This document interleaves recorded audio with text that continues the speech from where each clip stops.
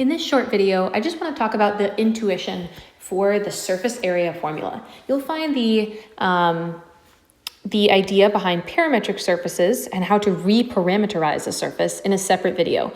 And then in class, we're going to talk about the last section, which is combining the two, how to find surface area when your surface has been parameterized. So talking about the intuition for surface area though, okay, that means we want to find, exactly what it sounds like. We want to find the area of the surface. Okay, so we're going to divide up, and it's definitely going to be in a or over a specific region. Okay, maybe we would want to find the entire surface area, but maybe we only want to look at one part. We're just going to focus on what happens when you want one part. Okay, and then you can apply it to bigger and bigger regions. So if we're thinking about it as finding the surface area over just one part of the surface, that means we're going to be restricted in the domain. Okay, so we're going to divide the domain below the surface into little rectangles. Okay, so just like it's shown in the highlighted part in yellow, or in pink over here. Okay, we divided the surface up into teeny tiny rectangles, and then we're going to find the teeny tiny surface areas, okay, like in one portion, and then add that up over the entire region. Okay, so the area of each of these teeny tiny rectangles down in the XY plane is exactly like it was when we've been talking about volume, dx, dy.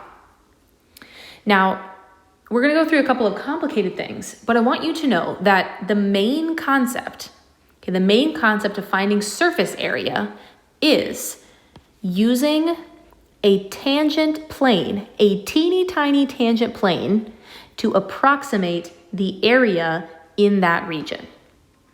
Okay, so let me write this out.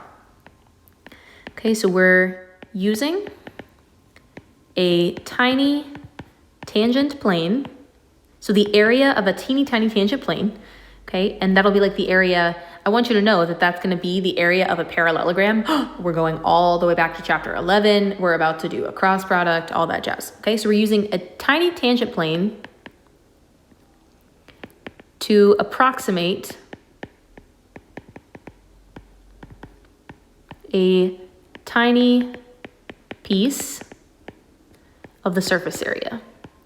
And if we add all of those tiny pieces up, okay, we get the total surface area. Now, I don't know if you've heard about this prank. I said this last year, and then people promised that they would do this to my car, but it didn't happen. God bless.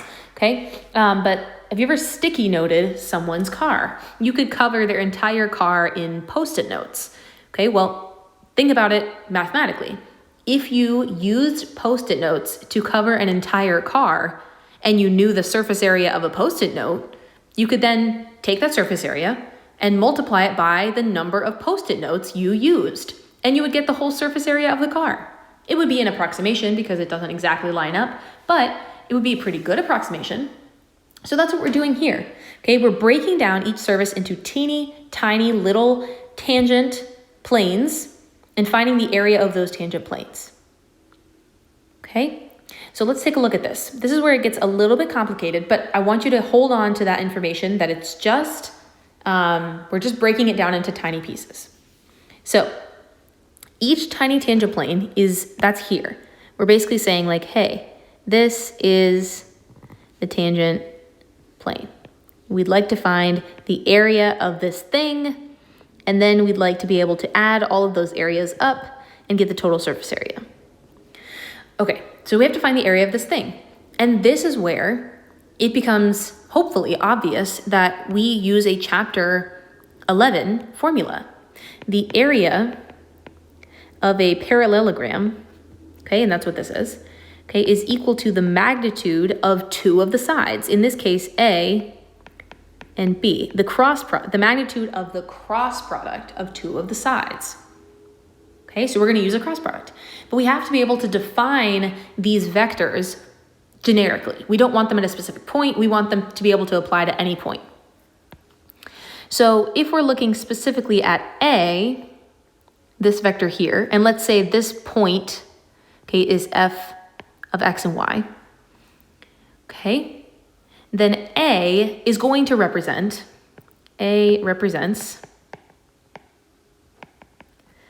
the changes, all of the changes in the x direction. We're actually going to hold y entirely constant, okay, as we go along A.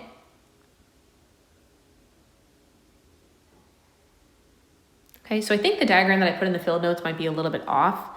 Let me see if I can reorient this so it makes a little bit more sense.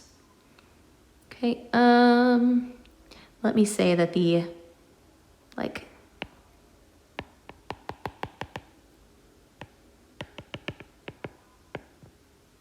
this is the y-axis and this is the x-axis. Okay, that way it makes a little more sense. Okay, since we're talking about, this is just the xy plane, okay, A, okay, the vector in that vector, okay, it has a change in the x direction. It has no change in the y direction. That's why we could rewrite A, let me do it in the right color.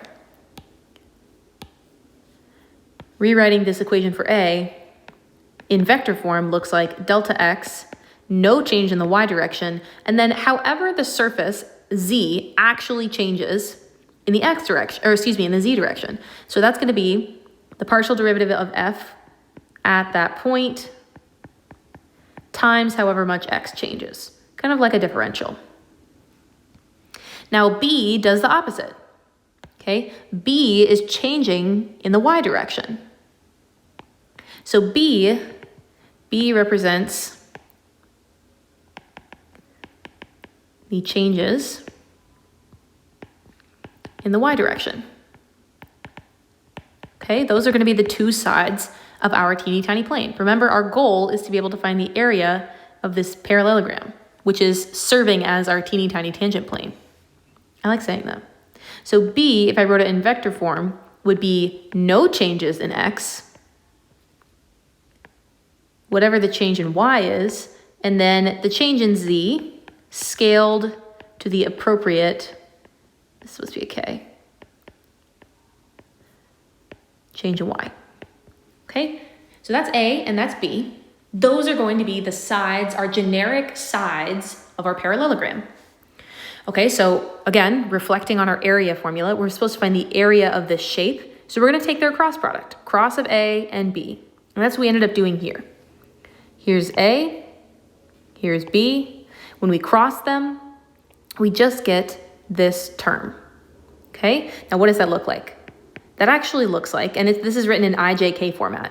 Okay, so this looks like negative fx times delta x, delta y, and I'm missing the part where I plug in the point, but hopefully you get it.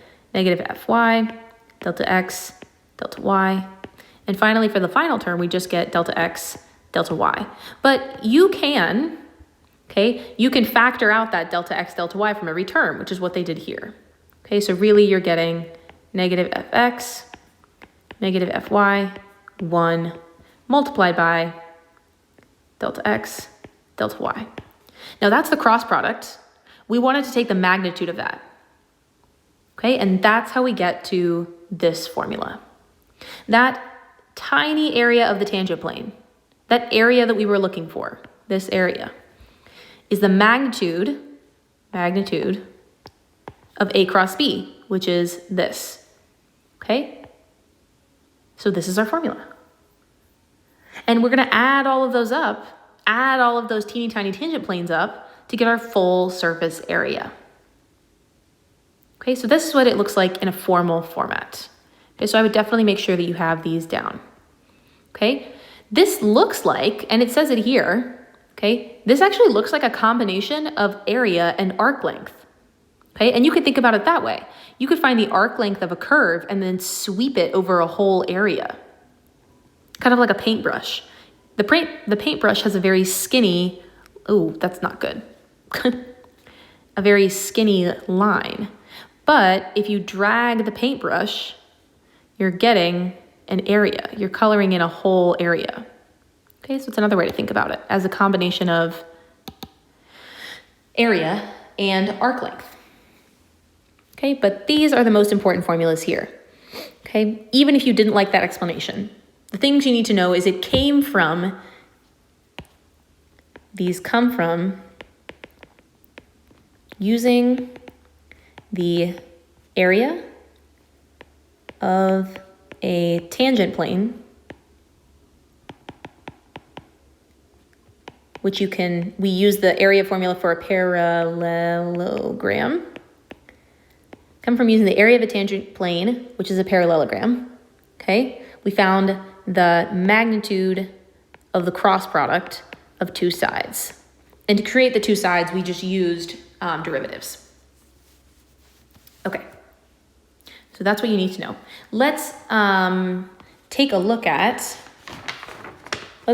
just one example, because the rest of the examples are in the field notes. One example that I want to make sure that you see and know how to do, because in the field notes, it says something, it says a note that says change to polar, but I want to make sure that you understand that you shouldn't change to polar at the beginning. You should set up the formula and then change to polar. Okay, so if we're trying to find the surface area of this function that lies under the plane z equals 9, okay, the first thing we need to do is think about what the surface area formula is going to look like. Because setting the bounds for this is going to be ugly if we leave it in Cartesian. So I'm going to set up the surface integral first.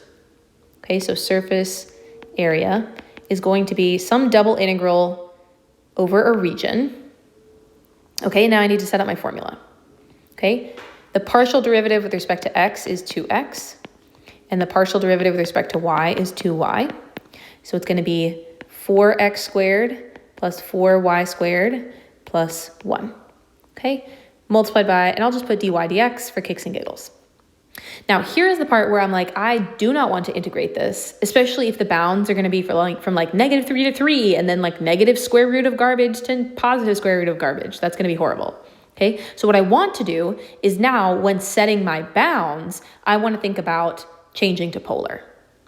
So if I'm thinking about the surface area that lies under the plane z equals 9, I'm thinking about how this picture is pretty accurate, actually. This picture got cut off when z equaled 9.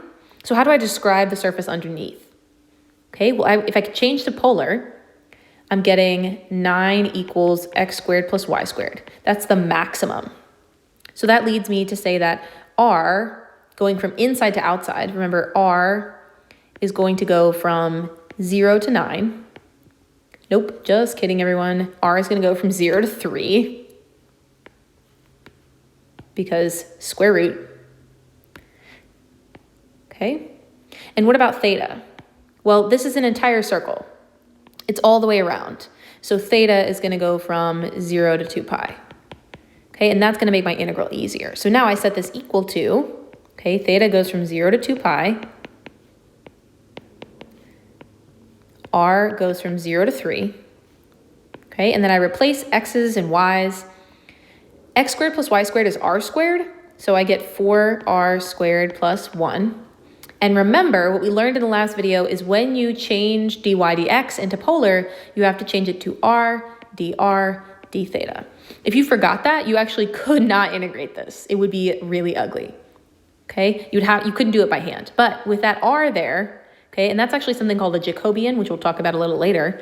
With that r there, you could do a u sub, and that's how you should proceed with this integral. Okay, but the setup of surface area is not that bad, right? As long as we know what the formula should look like, and then we kind of are able to determine our bounds in the same way we determine our bounds for area or volume, we should be good to go.